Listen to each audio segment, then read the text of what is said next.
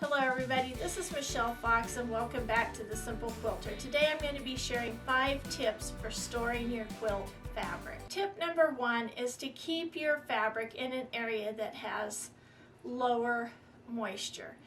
If you are quilting in a basement or in a climate that has lots of moisture, you might want to use a dehumidifier for your space because moisture can wreak havoc on quilt fabric and cause mold to develop.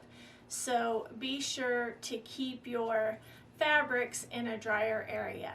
You certainly wouldn't want to store them in an attic or in a shed. Tip number 2 is help protect your fabric from getting light damage. So I store my fabric in cabinets with doors, like right here, and I keep these shut. So by keeping it behind closed doors, I'm not only protecting it from the light, but I'm keeping it protected from all the dust in our area.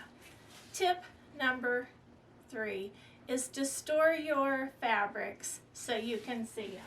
This has been one of the greatest things I've done in my quilt room. I've arranged my fabrics by color and I've arranged them so I can see them. That has really just helped to improve my accessibility to the fabrics that I have.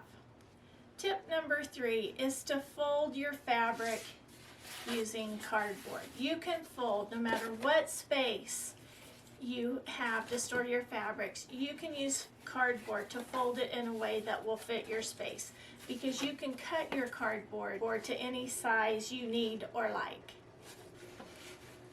Okay, so I'm going to give you a little demonstration on how I use this cardboard to fold fabric. Okay, so here is a big piece of fabric. Now I know this sounds silly, but the writing down here that tells who the fabric manufacturer is and the designer, I typically like to put that face down.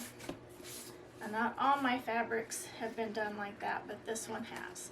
So all I'm going to do is I'm just going to start rolling this fabric up just like this. Okay. Then I'm just going to slip that cardboard out and fold it over. Now this is how I store my larger pieces of fabric, but say I needed this folded even smaller. I can take my smaller piece and just fold it over like this.